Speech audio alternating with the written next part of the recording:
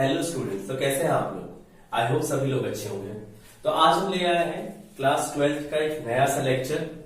Topic है हमारा additional properties of charge. हमने बेसिक प्रॉपर्टीज पढ़ा था। हमने पढ़ा था कि charge can be quantized, charges are additive in nature, charges are conserved, है ना।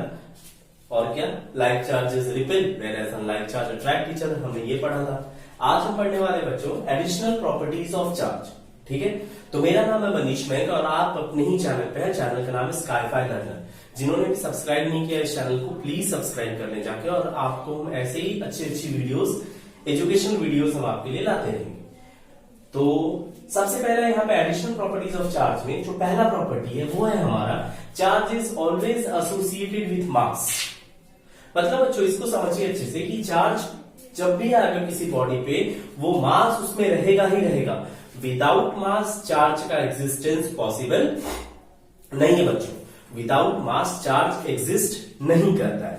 ठीक है, मतलब ये हो गया, it means that charge can not exist without mass. Mass के बिना चार्ज का एग्जिस्टेंस पॉसिबल नहीं है बच्चों। और जबकि मास चार्ज के बिना भी एग्जिस्ट कर सकता है। ठीक है, एक चीज है बच्चों, यहाँ पे ये एक डिफरेंस हो गया चार्ज और मास के बीच में। क्या हो गया कि चार्ज जो है सो मास के बिना एग्जिस्ट नहीं करेगा, लेकिन मास चार्ज के बिना एग्जिस्ट कर सकता है। ठीक है, तो ये एक बात हो गई। दूसरी बात ये होती है बच्चों कि मास जो होता है ना, मास जो है वो ऑलवेज पॉजिटिव होता है बच्चों। Mass is always positive, whereas charge can be positive as well as negative. Mass always positive होता है, चार्ज पॉजिटिव भी हो सकता है और नेगेटिव भी हो सकता है। तो ये दो डिफरेंस हो गया। क्या हो गया, पहला कि चार्ज जो है सो मास के विदाउट एग्जिस्ट नहीं करेगा, वेयरएज मास चार्ज के बिना एग्जिस्ट कर सकता है। इसके एग्जांपल को हम लोग आसानी से देखते हैं। तो आप लोग सुने होंगे बच्चों न्यूट्रॉन के बारे में। न्यूट्रॉन का मास क्या होता है, mass of neutron will be equal to mass of proton. मतलब प्रोटॉन का जो मास होगा और न्यूट्रॉन का मास होगा, दोनों सेम होगा। ठीक है बच्चों, लेकिन अगर वहीं पे बात की जाए इसके चार्ज की, तो न्यूट्रॉन का चार्ज क्या होता है, जीरो होता है। न्यूट्रॉन पे चार्ज क्या हो जाएगा बच्चों, जीरो होगा। तो इस चीज को हमेशा याद रखना है कि अगर हमारा चार्ज जीरो हो सकता है, लेकिन मास का कुछ ना कुछ वैल्यू होगा। जैसे 1.67 × 10⁻27 kg होता है मास ऑफ प्रोटॉन, 1.67 × 10⁻27 kg होता है मास ऑफ प्रोटॉन। ठीक है, तो अब यहां पे जैसे हम बात करेंगे, फिर अब दूसरा आता है हमारा फोटोन और न्यूट्रिनो। फोटोन और न्यूट्रोनो पार्टिकल्स क्या है यहाँ पे, इसका हम देख लेते हैं। तो इसका रेस्ट मास होता है बच्चों जीरो। रेस्ट मास होता है जीरो। अब रेस्ट मास जीरो है, इसीलिए इस पे चार्ज क्या हो जाएगा, जीरो होगा। ठीक है, फोटोन के ऊपर चार्ज जीरो होता है, जबकि न्यूट्रॉन के ऊपर मास होता है लेकिन चार्ज नहीं होता। अब इसमें मास जीरो है, इसी वजह से इसका चार्ज क्या है, जीरो है बच्चों। ये चीज क्लियर हुआ। मास और चार्ज के बीच में हमने डिफरेंस भी बता दिया कि दो डिफरेंस होता है। एक क्या होता है हमारा कि मास जो है वो चार्ज के बगैर भी एग्जिस्ट कर सकता है, लेकिन चार्ज मास के बगैर कभी एग्जिस्ट नहीं करेगा। फॉर एग्जाम्पल हमने भी बताया कि न्यूट्रॉन का कुछ ना कुछ मास होता है बच्चों। ठीक है, neutron has some mass equals to mass of proton, that is 1.67 × 10⁻27 kg। But in case of photon or anti-neutrino, the rest mass of photon and neutrino is zero. That's why their charge is also zero. Right बच्चों, तो हम इसको कह सकते हैं rest mass मतलब m0 क्या हो जाएगा, इसका जीरो होगा। m0 क्या होगा बच्चों, जीरो हो जाएगा इसका। ठीक है, अगला property next. In the method of charging mass of body will change. बिल्कुल सही बात है। In the method of charging mass of body will change. कुछ ना कुछ चेंज होगा। मान लीजिए डेल्टा एम से भी स्लाइट चेंज तो होगा उसमें, है ना। जैसे मान लीजिए कोई न्यूट्रल बॉडी है, इसका मास है, इसको एग्जांपल के तौर पे समझते हैं। ये हमारा हो गया न्यूट्रल बॉडी। न्यूट्रल बॉडी ये हो गया हमारा न्यूट्रल बॉडी। ये निगेटिवली चार्ज बॉडी, ये निगेटिवली चार्ज बॉडी हो गया। और ये क्या हो गया हमारा पॉजिटिवली चार्ज बॉडी।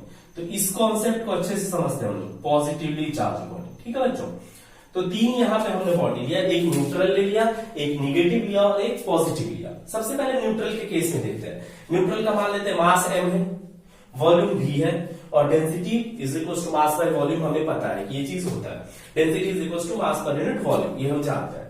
राइट बच्चों, अब आगे प्रोसीड करते हैं। तो पहला है हमारा पॉजिटिवली चार्ज बॉडी बच्चों, इसको जरा सा हमको ध्यान से समझना होगा। पॉजिटिवली चार्ज क्या होता है? पॉजिटिवली चार्ज कब होगा? जब इसमें से क्या करेंगे, इलेक्ट्रॉन हम लोग निकालेंगे, है ना, मतलब लॉस ऑफ इलेक्ट्रॉन होगा, तभी बॉडी क्या होगा, पॉजिटिवली चार्ज होगा। मान लेते हैं फॉर एग्जाम्पल, अगर हम किसी बॉडी से क्या किया हमने कि 50 इलेक्ट्रॉन हमने रिमूव करा दिया, 50 इलेक्ट्रॉन्स का रिमूवल हो गया बच्चों, 50 इलेक्ट्रॉन, मतलब इसका कितना मास हम निकाल रहे हैं, तो मास डिक्रीज होगा इसमें बच्चों, मास क्या होगा, डिक्रीज होगा, क्योंकि कोई भी पार्टिकल्स अगर किसी चीज को निकालते हैं तो इलेक्ट्रॉन का भी तो कुछ ना कुछ मास होता है, भले ही वो नेग्लिजिबल हो, उससे हमें बहस नहीं है।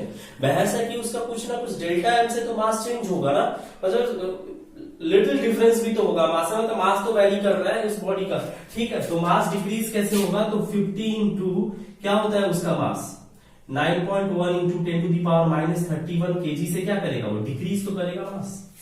मान लो बॉडी का मास पहले m था, अब उसमें से 50 इलेक्ट्रॉन निकाल लिए तो क्या हो जाएगा 50, अगर हम बॉडी का मास m है, मान लेते let the mass of body m, तो ये अगर हम 50 इलेक्ट्रॉन निकाले तो इसका मास कितना हो जाएगा फिर घट के m माइनस 50e, यही होगा मास उसका ना, 50 इंटू मास ऑफ इलेक्ट्रॉन कर देते भैया m, 50 इलेक्ट्रॉन निकाले तो उसमें से क्या हो जाएगा m minus 50 M.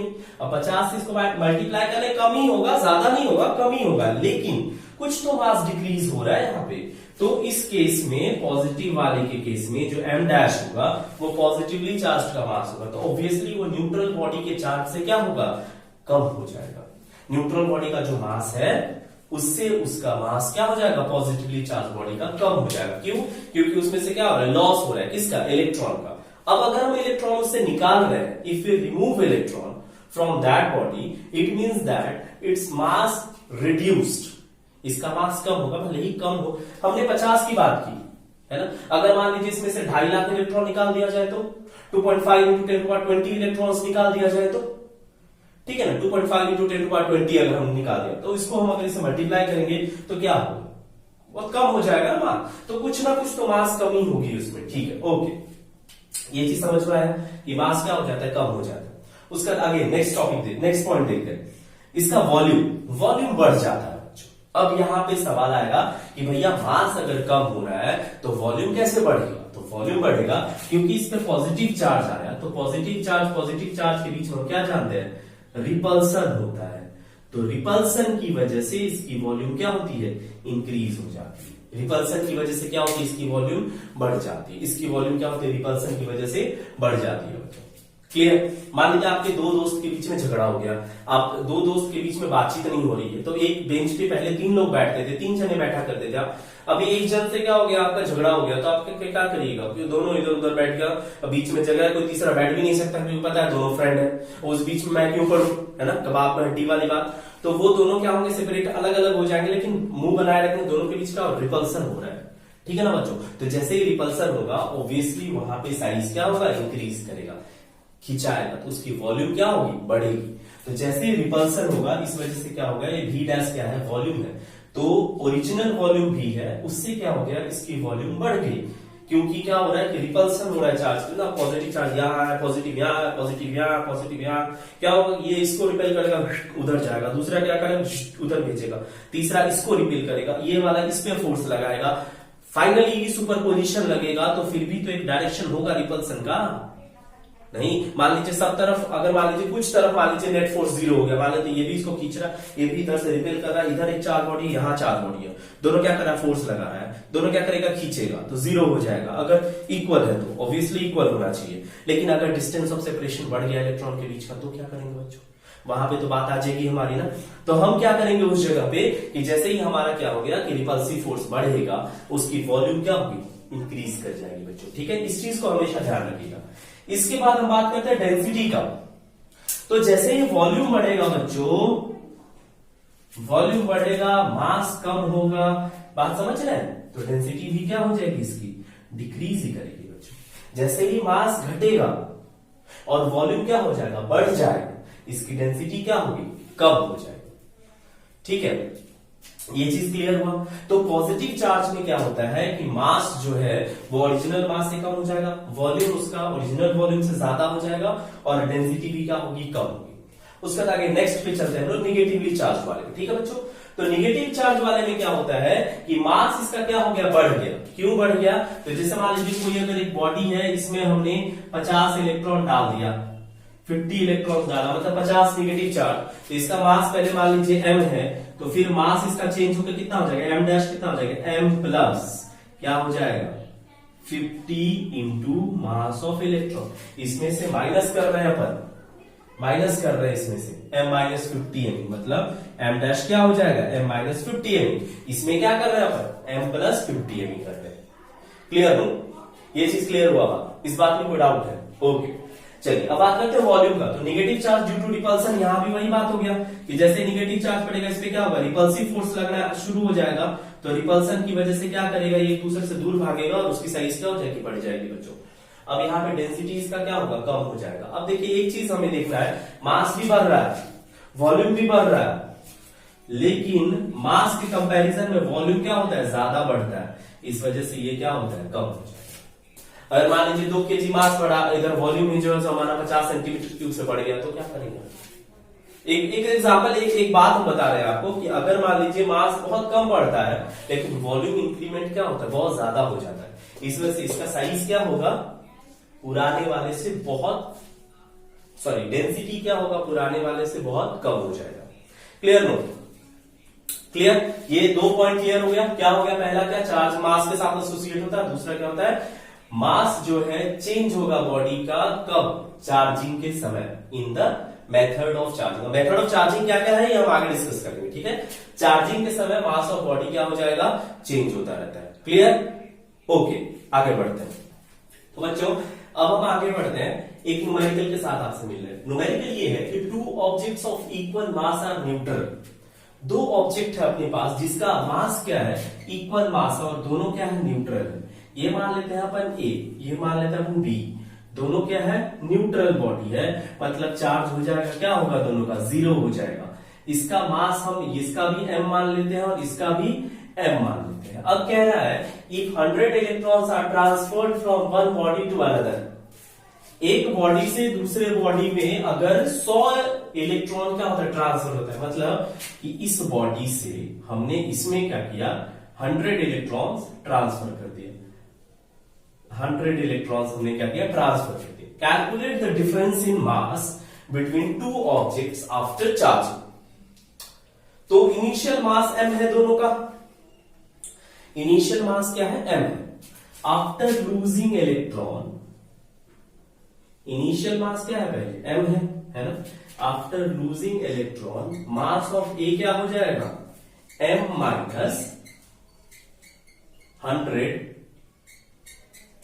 me, m a minus 100 me, यही होगा, मतलब m माइनस 100 me, राइट बच्चों, ओके। और सिमिलरली आफ्टर लूज करेगा तो एक देने वाला होगा तो एक लेने वाला होगा ना जी।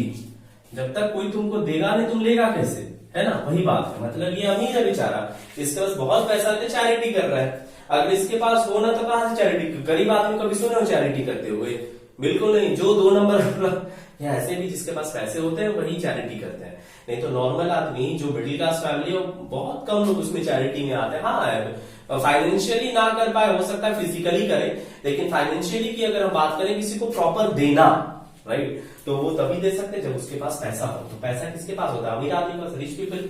तो ए क्या है, रिच, और बी बेचारा क्या है, स्लम में रहने वाला गरीब इंसान है, तो इसको दे दिया, भैया तेरे पास जमीन मतलब घर बनाने को पैसे नहीं, तू बना ले, ठीक है। अब नौकरी में आकर वो बात अलग है, लेकिन बना ले। तो ये क्या करेगा कि आफ्टर गेनिंग इलेक्ट्रॉन, अब ये क्या करेगा, इलेक्ट्रॉन गेन कर दिया, क्या था, बाबा का ढाबा वाली बात होगी। बाबा का ढाबा देखे हो ना, मतलब सुने हो ना उसके कांड के बारे में। तो भाई साहब पहले उसके पास कुछ नहीं था, तो ये बेचारा गया यूट्यूबर, इस बेचारे ने अपना कुछ दे दिया उसको, ठीक है। अब इसने उसी पे क्लेम कर दिया कि भैया हमने दिया, देखो हमारे साथ ये बॉन्ड बना के रखा हुआ, समझ लो। उसके बाद अकड़ हो जाती है भाई साहब, पैसे आने के बाद वैसे ही अकड़ होती है। तो after gaining electron mass of B क्या हो जाएगा, मास ऑफ बी क्या हो जाएगा, ये है बाबा का ढाबा और ये है बेचारा यूट्यूबर, इसका मास क्या हो गया, इंक्रीज कर गया, कितने से 100 me से इसका मास क्या हो गया, इंक्रीज कर दिया। अब क्या कहना है, डिफरेंस इन मास, मतलब डेल्टा एम अपने को निकालना है, तो डेल्टा एम क्या हो जाएगा, M B minus M A, M B minus हमने कर दिया M A, M B minus M A. तो एम बी क्या है हमारा, एम प्लस 100 एम ई, और ये हो जाएगा minus M plus 100 M E. Minus minus plus हो जाएगा, इतना तो तुम लोग को आता ही होगा, और नहीं आता तो फिर चुल्लू में पानी में डूब मर जाओ, है ना। तो ये एम और एम क्या हो जाएगा, कैंसिल आउट हो जाएगा, बचेगा कितना, 200 एम ई होगा। अब 200 एम ई मतलब 200 इंटू मास ऑफ इलेक्ट्रॉन। अब क्या करेंगे अपन, 200 इंटू क्या करेंगे इसको, 9.1 into 10 to the power minus 31 KG हम कर देंगे इसको, क्लियर ना। ओके, तो अब क्या हो गया, इसको मल्टीप्लाई कर लेते हैं, बड़ा आसान है यार, इसको कर लेना मल्टीप्लाई तुम लोग, है ना। 9 दूनी 18 ऐसे into 10 to the power minus 29 KG. अगर इसको हम करेंगे स्टैंडर्ड फॉर्म में लिखेंगे 1.82 into 10 to the power minus 28 KG. ये मास इसका क्या हो गया, डेल्टा एम निकल गया। ये डिफरेंस क्या होगा after charging, after charging difference in mass यही होगा, क्लियर नो। ओके, समझ में आ गया, फटाफट नोट कर लीजिए इसको। तो अब जो बच्चों आखिरी प्रॉपर्टी है, एडिशनल प्रॉपर्टी, वो है हमारा चार्ज इज इनवेरिएंट।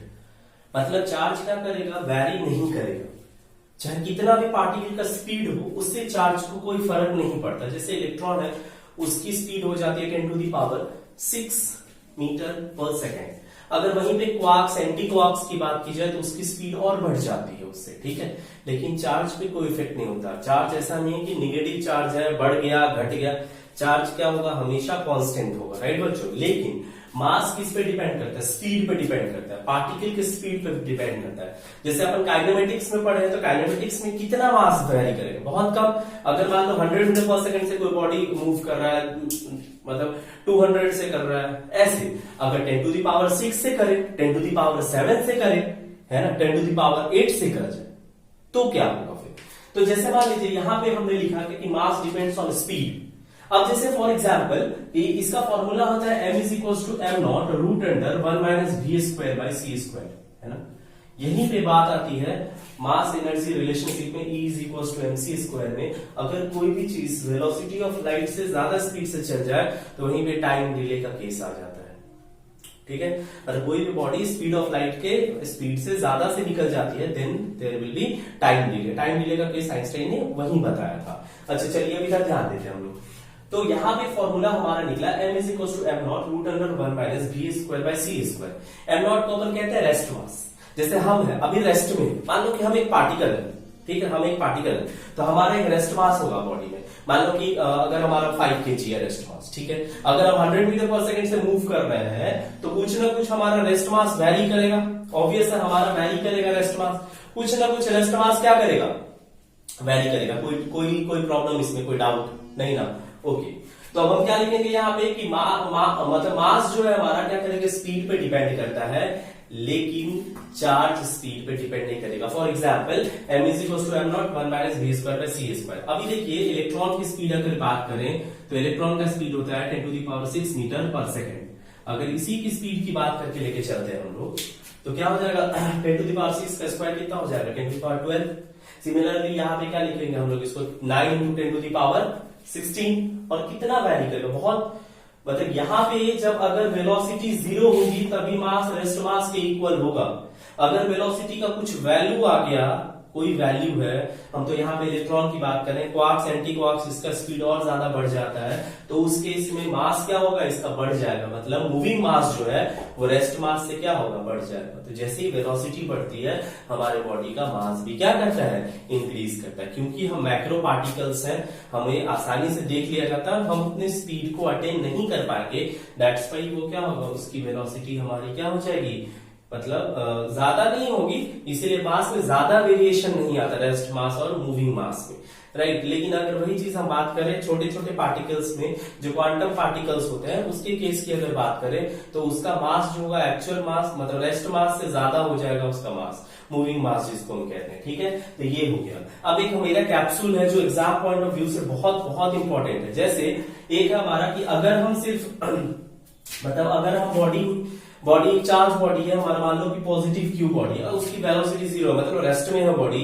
तो उसमें सिर्फ और सिर्फ इलेक्ट्रिक फील्ड होगा और पोटेंशियल क्रिएट हो सकता है उसके द्वारा। ठीक है, तो क्या होगा अगर कोई बॉडी मतलब रेस्ट में होता है, इलेक्ट्रोस्टैटिक पढ़े है ना इलेक्ट्रोस्टैटिक्स में कि कोई बॉडी अगर रेस्ट में होगा तो वो क्या करेगा, फील्ड जनरेट करेगा। इस चैप्टर का नाम ही है electric charges and fields.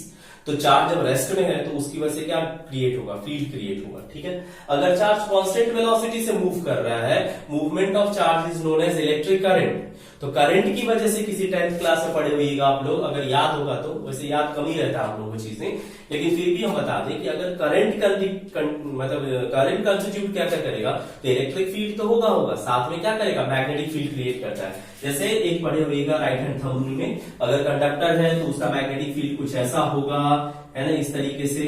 Maxwell के तरीके का जो रूल था वो दिया हुआ था, तो मैक्सवेल ने जैसा बताया था वो।